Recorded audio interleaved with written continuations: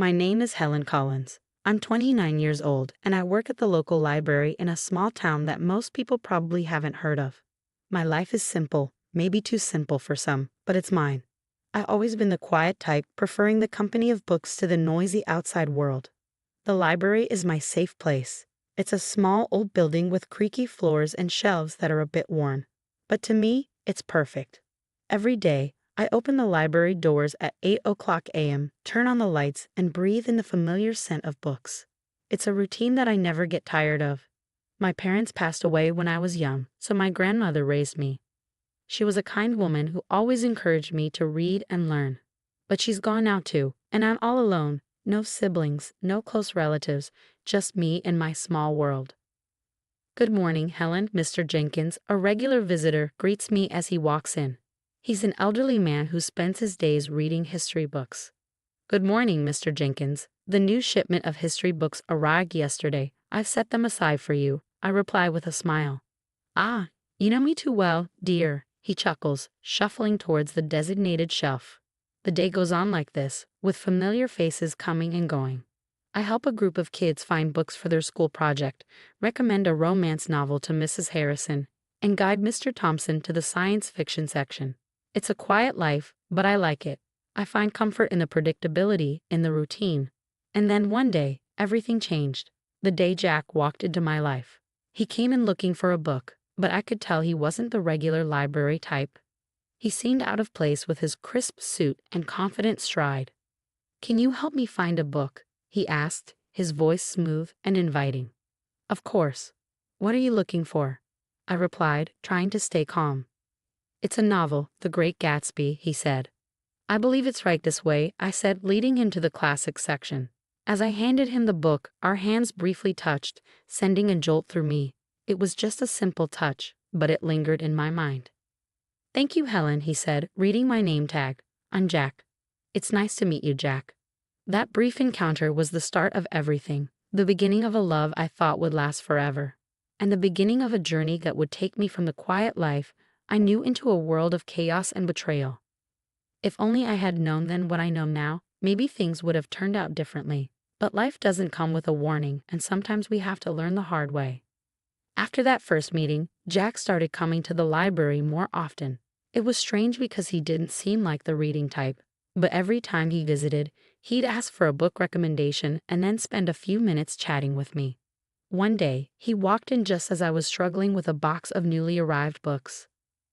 "Need a hand with that?" he offered, walking over. "That would be great, thanks," I said, relieved. As we placed the books on the shelves, he asked, "So, Helen, what got you into working at a library?" I shrugged. "I've always loved books. They're like friends, you know? Plus, it's nice and quiet here." He laughed. "I can see that. It's like a whole different world." With each visit, our conversations grew longer. I found out that Jack worked in his family's real estate business. He was easy to talk to, and for the first time in a long while, I felt like someone was genuinely interested in me. Then one day, he surprised me. "Helen, would you like to have dinner with me tonight?" he asked, a hopeful look in his eyes. I was taken aback. "Like a date?" "Yes, like a date," he smiled. I hesitated. This was new territory for me, but there was something about him that made me want to say yes. "Okay, sure. I'd like that," I replied, trying to keep my voice steady. We went to a small restaurant in town.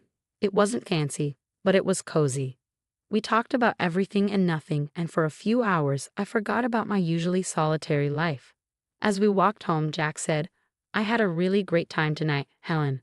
You're very different from the people I usually meet." I didn't know how to respond, so I just smiled. He continued, "I'd like to see you again. Would that be okay?" I nodded. "Yes, I'd like that." From then on, we started seeing each other more regularly. He'd take me out to dinner, or we'd go for walks. It was nice. For once, I felt like I was part of something more, part of a world that wasn't just about books and quietness. It wasn't long before I fell for him hard. He was charming, attentive, and he made me feel special. And when he proposed, I didn't hesitate. I said yes. Looking back, I wish I had seen the signs. I wish I had known that his charm was just a mask, hiding something much less pleasant. But love has a way of blinding you, of making you ignore the warning signs, and I was very much in love, or at least I thought I was. After I got engaged, things started to change. It began with Jack's parents, who didn't approve of me from the start. They thought I wasn't good enough for their son because I didn't come from money. The first time I met them, it was clear they didn't like me. We were at their house for dinner, and I was nervous. Their home was big and fancy, nothing like what I was used to. "Helen, this is my mother, Margaret, and my father, Richard," Jack introduced. "Nice to meet you," I said, trying to smile. Margaret looked me up and down. So you're the girl who works at the library?" "Yes, I am," I replied, feeling smaller by the second. Richard chimed in, "Jack, couldn't you find someone more suitable?" I wanted to crawl into a hole. The dinner was long and uncomfortable. They made it clear they thought I wasn't good enough for their son, but Jack stood up for me, which made me love him even more. Before our wedding, they insisted on a prenuptial agreement. They said it was just a formality. I didn't have much to lose, so I agreed without making a fuss. After we got married, I moved into Jack's house, which was actually his parents' house. They had given it to him as a wedding gift, but they acted like it was still theirs. His parents came over all the time, unannounced. They'd walk in and start ordering me around. "Helen, make us some coffee," Margaret would demand as soon as she walked in, and I would, without saying anything. I didn't want to cause trouble. One day, Margaret pointed at the TV and said, "Remember, Helen, in case of divorce, you can't claim this." It was like that with everything. They constantly reminded me that nothing in the house was mine. Jack started changing too. He wasn't the man I fell in love with. He began joining in on the jokes his parents made about me. One evening, I was trying to decide what to wear for a family event. I asked Jack for his opinion. "This one makes you look less drab," he said, laughing. I was hurt. It was like he became a different person around his parents. He didn't stand up for me anymore. Instead, he laughed along with them. Living in that house was exhausting. I felt like an outsider, an unwanted guest. I kept hoping things would get better, but they only got worse. The stress got to me. I started having bad stomach pains. I tried to ignore them, but one day I collapsed at the library. I woke up in the hospital. The doctor said it was stress-related. I was in the hospital for a few days. Jack didn't visit. He didn't even call. I felt so alone. Then one day, a notary came to my room with news. My great-aunt, someone I barely remembered, had passed away and left me her fortune, $30 million. I couldn't believe it. I didn't even know what to do with that kind of money, but suddenly, I wasn't just the poor girl from the library anymore. When Jack and his parents found out, they came to visit, suddenly all smiles and sweetness. "Darling, we're so happy for you," Margaret said, her voice dripping with fake concern. "Yes, we're family. We should support each other," Richard added. I didn't buy it. The change in their behavior was too sudden. After they left, I overheard them talking outside my room. They didn't know I was listening. "She's such a fool. Can you believe our luck?" Jack laughed. "We need to make sure she doesn't leave you. Maybe you should have a child with her. That will tie her down," Margaret suggested. I felt sick to my stomach. They didn't care about me, they just wanted my money. That was when I knew I had to get out of that house and away from them. I had to take control of my life and not be their victim anymore. When I left the hospital, I had a plan in mind. As I got home, Jack and his parents were waiting for me, still all smiles and acting like the caring family they never were. "Oh, Helen, we were so worried about you," Margaret exclaimed. I nodded but didn't say much. I needed to act normal and not tip them off. Jack came closer, a little too eagerly. "So when do you get the inheritance?" he asked. I looked at Jack, the man I thought I loved, and realized I didn't even recognize him anymore. "Soon," I said, "but it's not something you need to worry about." His smile faltered a bit. "But we're married, Helen. What's yours is mine, right?" I forced a smile. "Of course, darling." That night, I couldn't sleep. Their voices echoed in my head. Their fake concern, their greed. It made me sick. I got up and started writing. I wrote down everything they had done and said. It felt like a dam had broken, and years of pent-up frustration and pain poured out. The next morning, I met with a lawyer. I explained everything and showed him the prenuptial agreement. He was shocked but said the agreement would protect me. "You're doing the right thing," he assured me. When I got back home, I found Jack and his parents in the living room. They looked up as I walked in. There she is, our brave girl, Richard said with a smile that didn't reach his eyes. I sat down, clutching my purse. I have something to say, I began. They all looked at me curious. I'm filing for divorce, I said, my voice steady. The room went silent. Then Margaret erupted. What? You ungrateful little. Jack was on his feet. Helen, you can't be serious. We love you. Do you, Jack? Because I don't feel loved. I feel used. Margaret was fuming. We'll sue you. We'll take half of your inheritance. I reached into my purse and pulled out a copy of the prenuptial agreement. Actually, you can't. This says neither of us can claim the other's property in case of divorce. They were speechless. For the first time, I felt in control. I stood up and said, I'm leaving. I don't want any of you to contact me. I walked out of the house, their shouts and insults following me. It was the hardest thing I had ever done. But as I drove away, I felt a weight lift off my shoulders. I was free from their disdain and manipulation. For the first time in a long time, I could breathe. I didn't know what the future held, but it had to be better than the past. I rented a small apartment in the city. It wasn't fancy, but it was mine. For the first time in years, I felt a sense of peace. I was still dealing with a divorce, but I felt like I could handle it. One day, I got a call from the lawyer. Helen, there's something you should know about your great-aunt's will. I was puzzled. What about it? There's a condition. You need to use a portion of your inheritance for a charitable cause. It was your great-aunt's final wish. I was surprised. I had no idea. The lawyer continued. She was quite the philanthropist. She wanted to pass that on to you. I hung up the phone, deep in thought. My great-aunt had given me a chance to do something good. It felt like a sign, a push in a new direction. I started researching charities and causes. I wanted to do something meaningful, something that would make a difference. That's when I found a small organization that helped women who were victims of domestic abuse. It struck a chord with me. I contacted them and set up a meeting. The woman I met, Linda, was passionate and dedicated.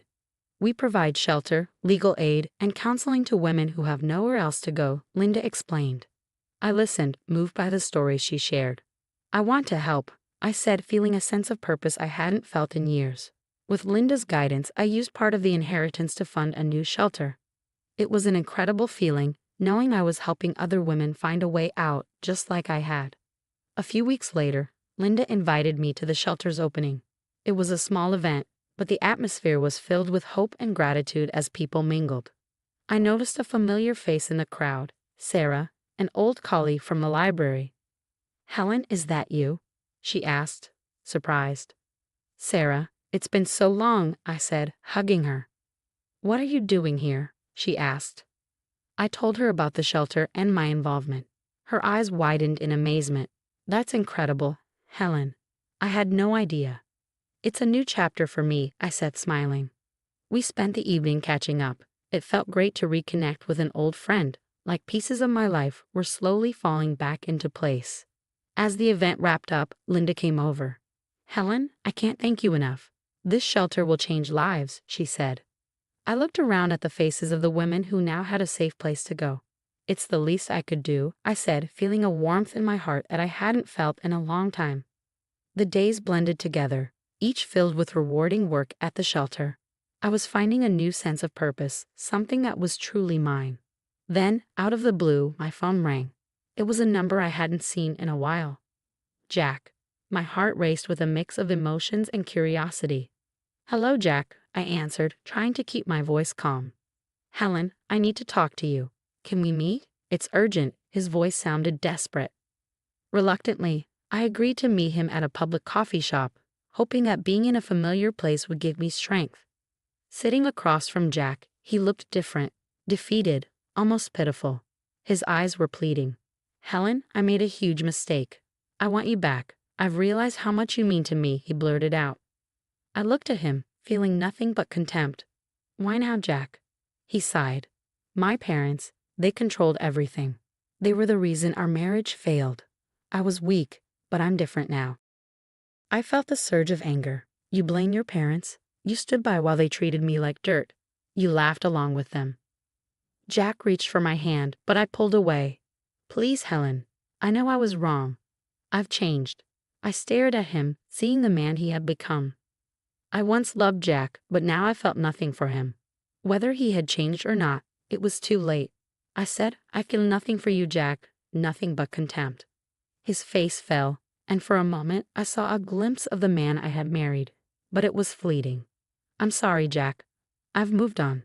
I have a life now, a purpose. There's no place for you in it, I said firmly. He nodded slowly, a look of resignation on his face. I understand. I just had to try. Leaving the coffee shop, I felt a weight lift off my shoulders. It was over, truly over. The next day, the shelter had an event. A local artist had donated a sculpture to be unveiled in the garden. As I stood there, surrounded by people who supported and believed in me, I felt a sense of belonging. Sarah, my old colleague from the library, stood beside me. You've done something amazing here, Helen, she said, smiling. The artist pulled the cover off the sculpture, revealing a figure of a woman reaching up to the sky. It symbolized hope, strength, and new beginnings. Applause filled the air, and for a moment, everything felt right in the world. Linda, the woman who had helped me so much, came over. Helen, this is just the beginning. There's so much more we can do. I looked around at the hopeful faces and knew she was right. This was my new beginning, and I was ready to embrace it fully. My new life was busy and fulfilling. Every day at the shelter brought new challenges and rewards. My confidence grew, and for the first time in years, I felt in control of my destiny. I even started taking self-defense classes, something I would have never imagined doing before. One day, as I was leaving the shelter, I saw a car parked outside. It was my mother-in-law, Margaret, who stepped out. As soon as she saw me, she said, Helen, we need to talk, her voice softer than I had ever heard. I have nothing to say to you, Margaret, I replied, my voice steady. Please just hear me out. I've realized how wrong we were, she pleaded. I stopped and looked at her. She seemed genuine, but I couldn't forget the past. What do you want, Margaret? I want to apologize. I treated you terribly. I've lost my son because of it, and I don't want to lose you too. You were like the daughter I never had, she said, her eyes glistening with tears. I felt a pang of sympathy, perhaps, but I pushed it away. Margaret, you made my life a living hell. An apology won't change that. I've moved on, and I suggest you do the same. I said firmly, it's too late for that. Goodbye, Margaret. She reached out to me, but I stepped back. Please, Helen. I know I can't undo the past, but I want to make things right, she pleaded. I shook my head. Goodbye, Margaret. As I walked away, I felt her gaze on my back, but didn't look back. I had learned to stand up for myself, and there was no going back. The next day, I received a letter from Jack's lawyer. He was contesting the divorce settlement. I wasn't surprised, but I was ready. I met with my lawyer, a sharp woman named Rachel. He's got no leg to stand on, Helen. The prenuptial agreement is clear. He's just trying to intimidate you, she said confidently. I nodded. I'm not afraid of him anymore. Let's fight this. When the court date arrived, I walked in with my head held high. Jack was there with his lawyer, and for a moment, our eyes met. There was a flash of the old Jack, the one I had loved, but it vanished quickly. The judge listened to both sides and then made her decision. The prenuptial agreement stood, and Jack's claims were dismissed. I felt a surge of relief and triumph. After the court session, Jack approached me. Helen, I'm sorry. I was wrong, he said, his voice low. I looked at him, seeing the man I once loved but now felt nothing for. Goodbye, Jack. Take care of yourself, I said and walked away. As I left the courtroom, I felt a sense of closure. That chapter of my life was finally over, and a new one was just beginning. At the shelter, we were planning a fundraiser, and it was taking all my attention. The support from the community was overwhelming, and I felt a deep sense of gratitude. The night of the fundraiser arrived, and the place was buzzing with energy. People from all walks of life had come to support our cause. As I looked around, I realized how far I had come, from a quiet, timid woman to someone who stood up for herself and others. Helen, you did it. This is amazing, Sarah said, coming up to me. I smiled and replied, we did it. And there's so much more to do. As the event went on, I felt a deep sense of accomplishment and purpose. This was my life now, and I was exactly where I was meant to be.